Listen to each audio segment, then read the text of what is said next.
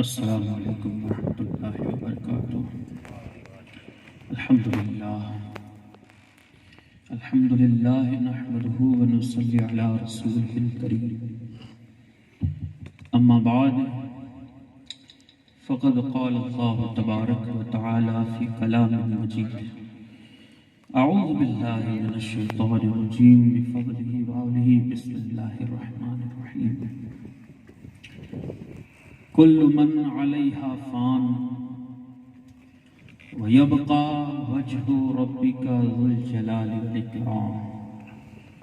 وقال اللہ تبارک وتعالی فی مقام آخر، یا ایھا الذین آمنوا اشد حبا للہ۔ آمنت باللہ صدق اللہ مولانا العظیم وبلغنا رسولہ النبی الامین المختار الکریم، ونحن علی ذلک لمن الشاہدین والشاکرین، الحمدللہ رب العالمین۔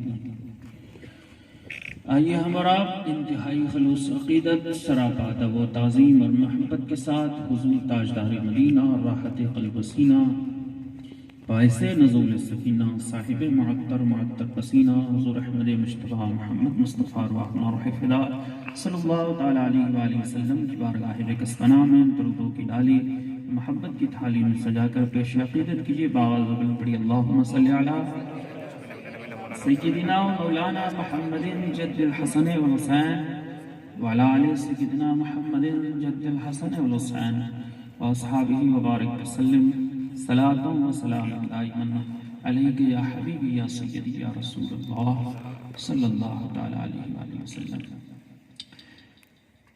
میرے بزرگوں اور دوستوں، آپ تمام حضرات کے علم میں ہے کہ ہم مرحومہ سیدہ کی اصال ثواب کی محفل میں، سویم کی محفل میں ہم یہاں حاضر ہیں۔ مولا تعالیٰ بطفیل پنجتن پاک کے، بطفیل سرکار غوث پاک، سرکار غریب نواز کے، ان کی بے حساب بخشش مغفرت فرمائے، ان کے درجات کو بلند سے بلند تر فرمائے، ان کی آباء و اجداد کے ساتھ انہیں جنت میں جگہ نصیب فرمائے۔ میرے دوستوں اور بزرگوں، کسی شاعر نے بہت خوب کہا تھا، نہ فنا میری نہ بقا میری، مجھے اے شکیل نہ ڈھونڈیے۔ نہ فنا میری نہ بقا میری، مجھے اے شکیل نہ ڈھونڈیے، میں کسی کا حسن خیال ہوں، میرا کچھ وجود و عدم نہیں۔ نہ فنا میری نہ بقا میری، مجھے اے شکیل نہ ڈھونڈیے، میں کسی کا حسن خیال ہوں، میرا کچھ وجود و عدم نہیں۔ وہی زندگی وہی مرحلے، وہی کارواں وہی راستے، وہی زندگی وہی مرحلے، وہی کارواں وہی راستے، مگر اپنے اپنے مقام میں کبھی تم نہیں کبھی ہم نہیں، مگر اپنے اپنے مقام میں کبھی تم نہیں کبھی ہم نہیں۔ فنا کیسی بقا کیسی جب اس کے آشنا ٹھہرے، فنا کیسی بقا کیسی جب اس کے آشنا ٹھہرے، کبھی اس گھر میں جا بیٹھے کبھی اس گھر میں جا بیٹھے۔ فنا کیسی اور وہ اور ہوں گے جنہیں موت آئے گی بے دم، بے دم شوارسی لکھتے ہیں، وہ اور ہوں گے جنہیں موت آئے گی بے دم، نگاہ یار سے پائی ہے زندگی میں نے، وہ اور ہوں گے جنہیں موت آئے گی بے دم، نگاہ یار سے پائی ہے زندگی میں نے۔ میرے دوستوں اور بزرگوں، اللہ رب العزت کلام مقدس میں ارشاد فرماتا ہے، کل من علیہا فان ویبقى وجہ ربک ذو الجلال والاکرام۔ کائنات کی ہر چیز کو ایک نہ ایک دن فنا ہونا ہے، کائنات کی ہر شے کو ایک نہ ایک دن ختم ہونا ہے، فنا ہونا ہے،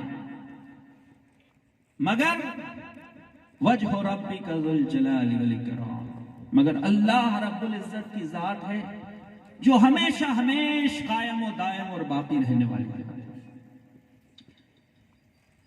ہر چیز کو فنا ہونا ہے، باقی رہنے والی ذات اس قدرت کی ہے۔ میرے دوست، یہ فنا کیا ہے؟ اصل میں اسی مسئلے کو سمجھنا اور سمجھانا ہے۔ قرآن مقدس نے جو ارشاد فرمایا کہ کل من علیہا فان، ہر ایک کو فنا ہونا ہے، فنا ہونا ہے، فنا ہونا ہے۔ ظاہری مفہوم کو اگر لیا جائے تو فنا کا مطلب ہوتا ہے ختم ہونا، فنش ہونا، مٹ جانا۔ اور اگر صوفیہ کی زبان میں اور عرفاء کی زبان میں، عشاق کی زبان میں، اہل معرفت اور اہل دل کی زبان میں اگر اس جملے کو لیا جائے تو فنا کا مطلب ہوتا ہے سمندر وحدت میں خود کو فنا کر کے ہمیشہ کے لیے بقا حاصل کر لینا۔ فنا اور بقا دونوں مفہوم کو سامنے رکھتے ہوئے اب میں اصل چیز کو آپ کے سامنے رکھ رہا ہوں، مثال کے ذریعے تھوڑی سمجھنے کی کوشش کیجیے۔ جیسے وحدت کا ایک سمندر ہے اور بندے قطروں کی مانند ہیں، قطرے، جو قطرے وحدت کے سمندر سے الگ رہے وہ اپنی جگہ پر ختم ہو گئے، انہوں نے اپنے وجود کو مٹا دیا، وہ فانی ہو گئے، فنش ہو گئے، ہمیشہ کے لیے مٹ گئے۔ لیکن جو قطرے سمندر میں جا کر مل گئے، وہ قطرے انہوں نے اپنے آپ کو فنا تو کیا، اپنے آپ کو، اپنے وجود کو سمندر کے اندر فنا کر دیا، لیکن وہ سمندر میں فنا ہو کر ہمیشہ کے لیے باقی رہ گئے۔ یہی مثال بندوں کی ہے اور خدا کے سمندر وحدت کی ہے۔ جو دور رہ کر فنا ہوتے ہیں وہ ختم ہو جاتے ہیں، جو سمندر وحدت میں غرق ہو کر ڈوب کر فنا ہوتے ہیں وہ ہمیشہ کے لیے باقی رہ جاتے ہیں۔ اسی کو قرآن نے کہا کل من علیہا فان ویبقی وجہ ربک ذو الجلال والاکرام۔ اب سمجھنا یہ ہے کہ یہ فنا کیا ہے، بقا کیا ہے، ہم کون ہیں، آپ کو سمجھائیں ہماری حیثیت کیا ہے۔ اہل معرفت، اہل ذوق، اہل دل، اہل نظر حضرات یہاں تشریف فرما ہے، ان کی موجودگی میں اس کٹھن مسئلے کو سمجھانا بڑا مشکل ترین مرحلہ ہوتا ہے، لیکن چونکہ ہم سراپا چشتی ہیں، اندر سے بھی چشتی، باہر سے بھی چشتی، اب چشتیوں کی نظر میں فنا اور بقا کی ایک الگ حیثیت رہتی ہے۔ آئیے میں چشت جگت کے شہنشاہ حضرت سرکار مخدوم علاء الدین صابر کلیری رضی اللہ تعالیٰ عنہ وارضاہ عنہ کی بارگاہ میں لے کر چلتا ہوں، جو خاندانی طور پر تو اولاد غوث اعظم ہے، لیکن روحانیت کے سلسلے میں وہ روحانی اولاد سرکار غریب نواز کی ہے، سلسلہ چشتی ہے، خون اور خاندان قادری ہے۔ اب ذرا اندازہ لگائیے، سرکار صابر پاک رضی اللہ تعالیٰ وارضاہ عنہ کی بارگاہ میں ایک ہی مرید رہتے تھے، ان کا نام ہے حضرت شمس الدین ترک پانی پتی رضی اللہ تعالیٰ۔ اب ذرا اندازہ لگاؤ، صابر کلیری نے بھی ایک ہی مرید چنا تھا، لیکن ایسا چن لیا، ایسا ہیرا چن لیا کہ پورے بر صغیر میں سلسلہ صابریہ کی نشو و اشاعت اسی ایک مرید اور خلیفہ نے کی تھی، وہ حضرت شمس الدین ترک پانی پتی رضی اللہ تعالیٰ رہا کرتے تھے حضرت بابا فرید گنج شکر کی بارگاہ میں۔ بابا صاحب کی بارگاہ میں عرض کرتے تھے صرکار آپ اپنا مرید بنا لیں۔ سرکار نے فرمایا بیٹا ٹھہر جاؤ، وقت آئے گا تمہیں ہم بتا دیں گے۔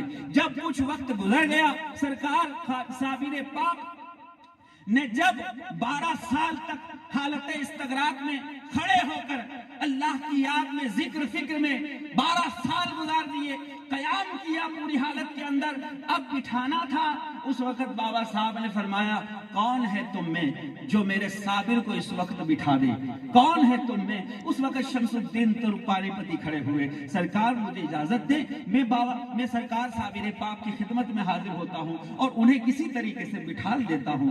تو انہوں نے اجازت مانگی، فرمایا تمہیں ہم اس لیے نہیں مرید کرتے تھے کہ تمہارا فیض صابر پاک کے حصے میں لکھا ہوا تھا۔ میرے دوست، یہ پیری مریدی اس طریقے کی پیری مریدی نہیں ہوتی کہ دوسروں کے مرید بھی چھن کر کے ہمارے کھاتے میں لے لیے جائے۔ یہاں تو یہ حال ہوتا تھا کہ جو بزرگ کی بارگاہ میں کوئی مرید بننے بھی آتا تو وہ پہلے چیک کر لیتے تھے کہ اس کے مستقبل میں کس کا فیضان لکھا ہے، یہ کس بزرگ بزرگ کا مرید بننے والا ہے، پھر جا کر کہتے تھے تم ہماری بارگاہ میں مرید نہیں بن سکتے، جاؤ فلاں بزرگ کی بارگاہ میں مرید بننے کے لیے چلے جاؤ، تمہارا فیضان ان کے حصے میں لکھا ہے۔ یہ اتنے امانت دار لوگ ہوا کرتے تھے۔ لیکن بہرکیف سرکار بابا صاحب نے شمس الدین ترک پانی گتی کو وہاں بھیجا۔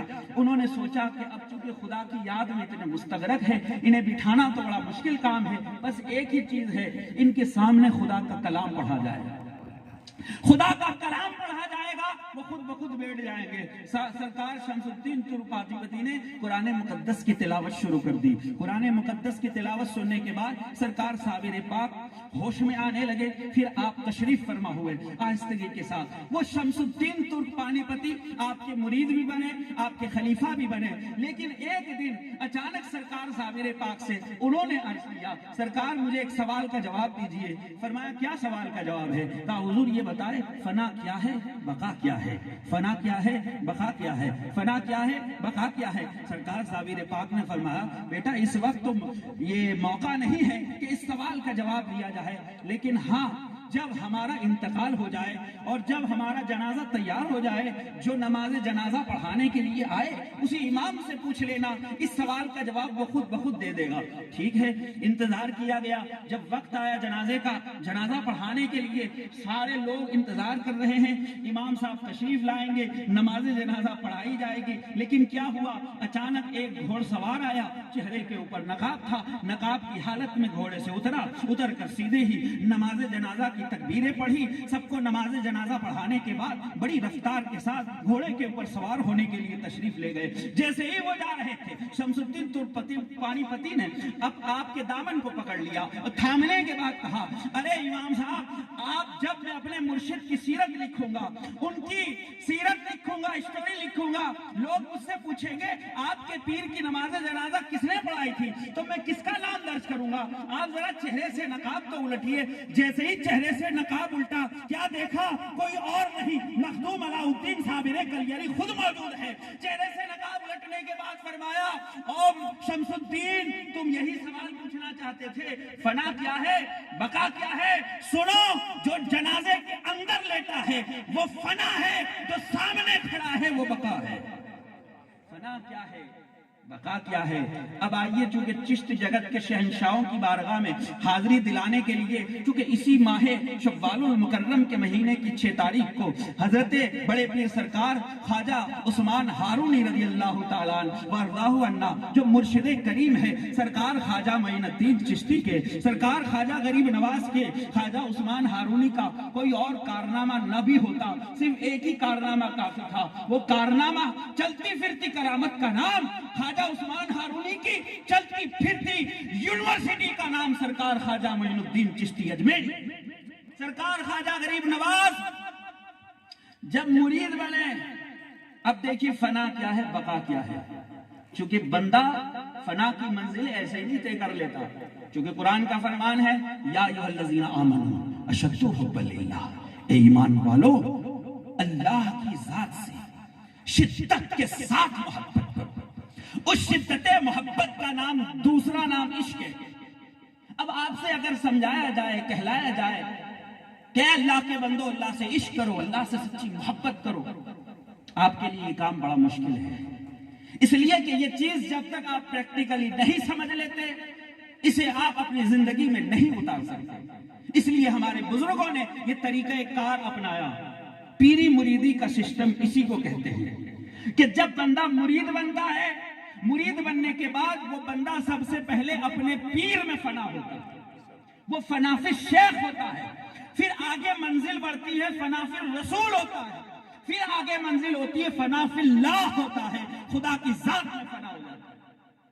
یہ فنائیت کی منزل پہلے پیر طے کرواتا ہے۔ بغیر پیر کے آپ فنا اور بقا کی منزلوں کو نہ کبھی سمجھ سکتے ہیں، نہ کبھی طے کر سکتے ہیں، یہ آپ کو پیر سمجھائے گا۔ اب چونکہ سرکار خواجہ عثمان ہارونی پیر و مرشد ہے سرکار خواجہ غریب نواز کے، ہمارے چشتیوں کے یہاں پیری مریدی کی ایک الگ ہی وچاردھارا ہے، ایک الگ ہی سوچ ہے، ایک الگ ہی نظریہ ہے. آپ اس کو سمجھنا آپ کے لیے بڑا مشکل مسئلہ ہو جائے گا. ہمارے یہاں بیعت کا مطلب صرف مرید بن جانا نہیں، صرف فارمیلٹی کے لیے مرید بن جانا نہیں ہوتا. بیعت کا مطلب ہوتا ہے اپنے آپ کو بیچ دینا. سرکار خواجہ نظام الدین اولیاء فرماتے ہیں مرید کی مثال پیر کے سامنے میت کی طرح ہے. میت کے سامنے جس طرح غسال ہوتے ہیں غسل دینے والے، وہ غسل دینے والوں کے سامنے جو میت کی حیثیت ہے وہی حیثیت مرید کی اپنے پیر کے سامنے ہے. جب تک بندہ میت نہیں بن جاتا تب تک بندہ عشق الہی میں فنائیت کا درجہ نہیں حاصل کر سکتا، فنافی شیخ نہیں بن سکتا. اپنے آپ کو پہلے میت بنا کر پیش کرنا ہوگا. میرے دوست یہ کام تو بڑا مشکل ہوگا. پیر کے سامنے انسان اپنے آپ کو بالکل میت بنا دے. عشق میں مرضیاں نہیں چلتی، جب یار کہے تب بسم اللہ. یہاں مرضیاں نہیں چلتی، یہاں اپنی پسند نہیں چلتی، یہاں اپنی خواہشات نہیں چلتی. ساری خواہشات کو، ساری مرضیوں کو، ساری نفسانیات کو پیر کے نام پر، قدموں پر قربان کر دینے کا نام ہی فنائیت ہے، بقائیت ہے اور فنا فی الشیخ. اس لیے اس مسئلے کو ذرا سمجھنے کی کوشش کریں. سرکار خواجہ حضرت عثمان ہارونی رضی اللہ تعالیٰ عنہ وردہ عنہ، آپ جب مرید بناتے تھے آپ کا سسٹم ہی سب سے جدا گانا تھا. چونکہ قلندرانہ کیفیت تھی، آپ کو فنا اور بقا کا مفہوم بڑے اچھے طریقے سے سمجھ میں آئے گا. سرکار خواجہ غریب نواز بھی مرید بنے تھے. بڑے لوگ آئے آپ کی بارگاہ میں مرید بننے کے لیے، لیکن ان کا سسٹم ہی الگ تھا. وہ جب مرید بناتے تھے تو بڑے کٹھن امتحان لیا کرتے تھے، بڑے کٹھن امتحان. ایک مرتبہ مجمع لگا ہوا ہے، محفل لگی ہوئی ہے، سارے لوگ آپ کا واعظ و نصیحت سننے کے لیے آئے ہیں. پھر کیا کیا سرکار خواجہ عثمان ہارونی؟ محفل سے فارغ ہوئے، آپ نے فوراً لباس بدلا، کپڑے اتارے، لنگوٹ پہنا، ہاتھ میں مالا لی، سر پہ تلک لگایا. یہ چشتیوں کی بات ہو رہی ہے اس لیے برائے مہربانی میں معذرت چاہ رہا ہوں. تلک لگایا، لنگوٹ باندھا اور پھر مالا ہاتھ میں لینے کے بعد رام رام کہہ کر آپ تو مندر کی طرف چلے گئے. سارے مریدین پیچھے. پیر صاحب کیا کر رہے ہیں؟ یہ تو شرک ہو رہا ہے. یہاں تو داڑھیاں برداشت نہیں ہوتی ہے، وہاں مندر میں اگر پہنچ جائے تو پھر کیا حال ہوگا آپ کو پتا ہے نا. پھر تو سارے شیخ کا فتویٰ لگا کر سب بھاگ گئے، سارے بھاگ گئے. ایک شہزادہ ہے پورے یقین کے ساتھ، پورے ایمان کے ساتھ، پوری مضبوطی کے ساتھ اپنی جگہ پر قائم دائم رہا. اسی شہزادے کا نام خواجہ معین الدین ہے. سب بھاگ گئے، اکیلے غریب نواز کھڑے. پیر صاحب گئے اندر، مندر سے ہو کر آئے اور آنے کے بعد آپ نے دیکھا کہ معین الدین سارے مرید کہاں گئے؟ حضور وہ تو بھاگ گئے. معین الدین آپ نہیں بھاگے؟ کہ حضور میں کیسے بھاگ سکتا ہوں، میرا تو دین آپ سے ہے، ایمان آپ سے ہے، اسلام آپ سے ہے، سب کچھ آپ سے ہے. آپ کو چھوڑ کر میں کسی اور در پہ نہیں جا سکتا. جب آپ کو مان لیا ہے تو پھر مان لیا ہے، بن دیکھے، بن سوچے، بن سمجھے، بس مانتے جا رہے ہیں. یہ ہے عشق. میرے دوست سرکار خواجہ عثمان ہارونی نے فرمایا ٹھیک ہے معین الدین، پھر کبھی آزما لیں گے. پھر ایک وقت آیا، اچانک موڈ بنا، سارے لوگ محفل میں بیٹھے ہوئے، واعظ و نصیحت ہو رہی ہے. پھر کثیر تعداد ہو گئی مریدوں کی. کہا چلو پھر امتحان لیتے ہیں مریدوں کا. پھر آپ محفل سے نیچے اترے اور سیدھے طوائف کے اڈے پر گئے. طوائف کے اڈے پر میرے دوست یہ تو وہ اڈا ہے جہاں سے کبھی خیر کی خبر ہی نہیں آتی، ٹھیک ہے نا. اور وہاں اگر پیر کو جاتے ہوئے دیکھ لے، مرید دیکھ لے، پھر تو ان کے ایمان میں سلامت رہنا بڑا مشکل مسئلہ ہو جاتا ہے. کہ کیا ہو رہا ہے؟ کہ پیر صاحب جا رہے ہیں طوائف کے اڈے پر.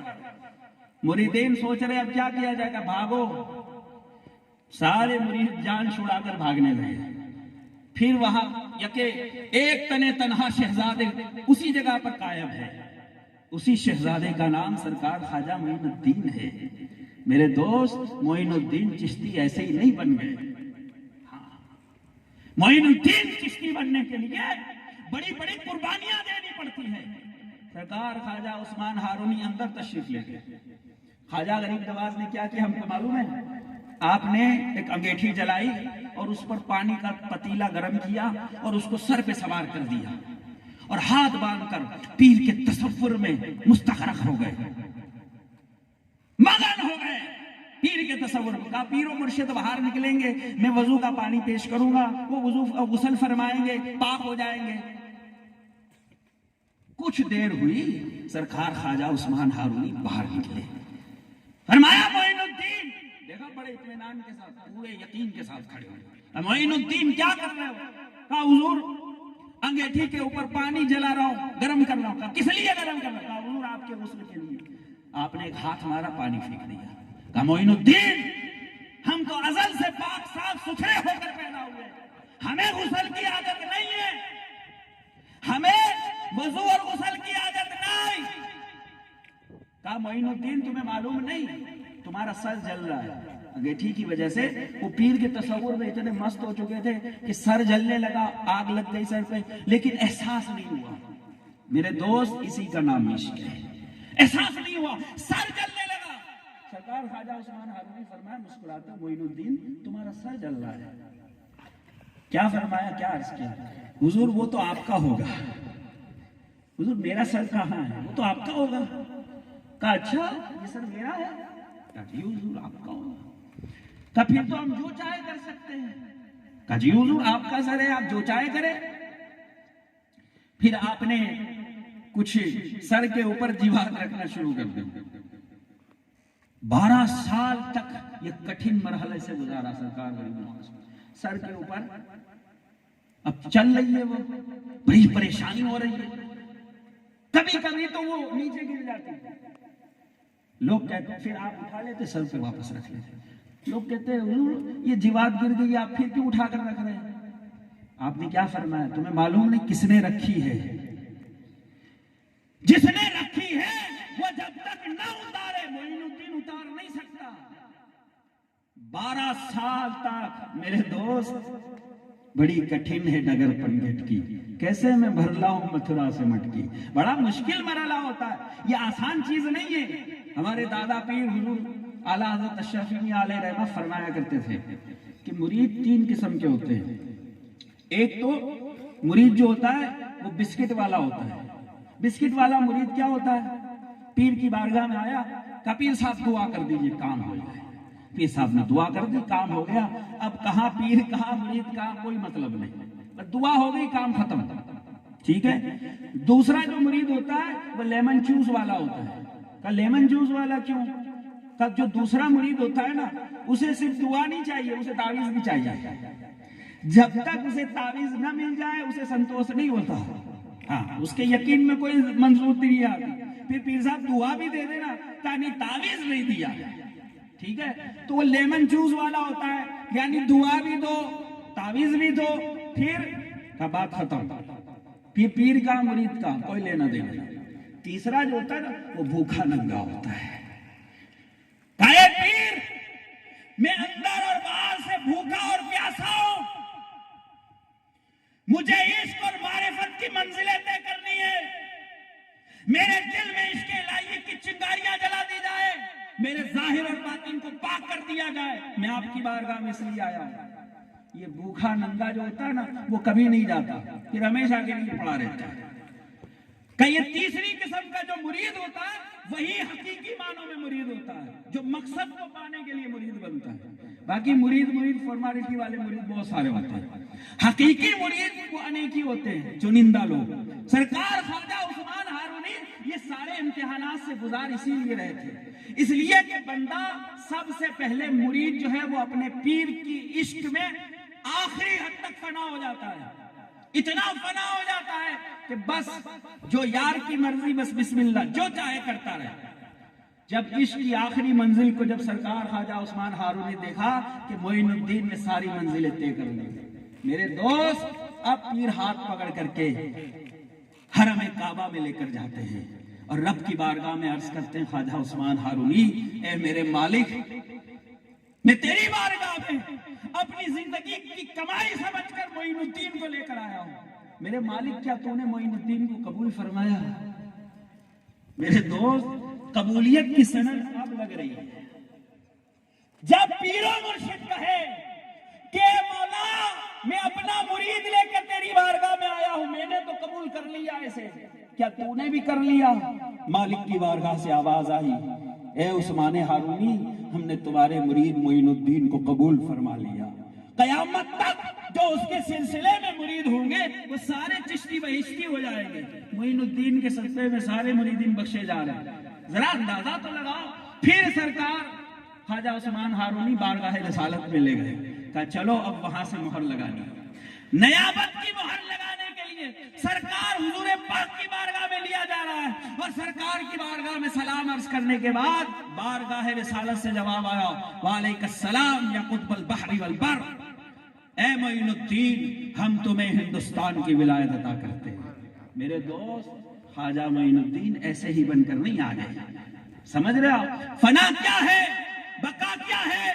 اس چیز کو سمجھنے کے لیے سرکار خواجہ عثمان ہارونی اور سرکار معین الدین چشتی، یہ پیر مرید کی محبت اور عشق کے یہ سارے نذرانے آپ کی نگاہوں کے سامنے جب تک نہیں ہوں گے تب تک آپ کا یہ سمجھنا بڑا مشکل مرحلہ ہے۔ اب چلیے تھوڑا آگے بڑھتے ہیں۔ جب ہم آگے بڑھے، ایک منزل آگے بڑھے، ہمیں کربلا معلیٰ کا وہ منظر نظر آ رہا ہے کہ جب امام علی مقام عشق و وفا کا وہ منظر، وہ نذرانہ پیش کر رہے تھے، وہ قربانی دے رہے تھے، کیا منظر تھا ذرا اس کو نگاہوں کے سامنے لائیے۔ تلواریں چلی، نیزے لگے، برچھیاں لگی، تیر لگے، کئی نیزے ہیں، کئی تلواریں لگ چکی ہے، خون نکل چکا ہے، سر تن سے جدا ہو چکا ہے، روح بدن سے الگ ہو چکی ہے۔ سارا سب کچھ ہونے کے بعد گھوڑوں پر لاشوں پر گھوڑے دوڑائے جا چکے ہیں، یہ سب کچھ ہو جانے کے بعد پھر سر حسین کو نیزے پہ سوار کیا جا رہا ہے۔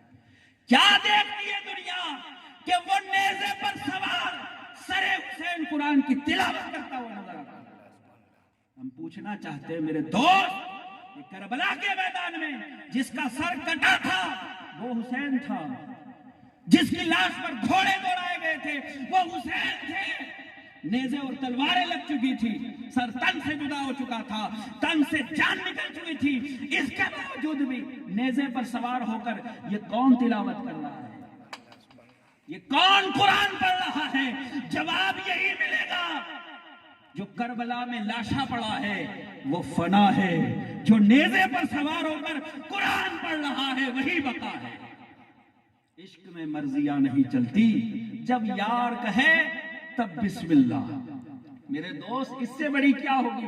ساری خودی کو مٹا کر، سارے اختیارات کو مٹا کر، سارے مرضیات کو مٹا کر انسان کے پاس پاور نہ ہو، اختیار نہ ہو اور بالکل مجبور و بے بس ہو جائے تب تو سمجھ میں آتا ہے، لیکن جس کے پاس ساری کائنات کا اختیار ہے، جو مختار کل کا صاحبزادہ ہے، کبھی جنات آ رہے ہیں، کبھی فرشتے آ رہے ہیں، ہر کوئی آ کر کہہ رہا ہے ہم آپ کی مدد کر سکتے ہیں، ہم آپ کی مدد کر سکتے ہیں، اللہ اکبر کبیرہ۔ لیکن اس کے باوجود بھی اس مشکلات کے مرحلے میں سارے اختیارات کے باوجود امام علی مقام نے مولا کی بارگاہ میں اپنے آپ کو مجبور بنا کر پیش کر دیا کہ مالک جو تیری مرضی ہے اس مرضی پر سب کچھ قربان کرنے کے لیے حسین تیار ہے۔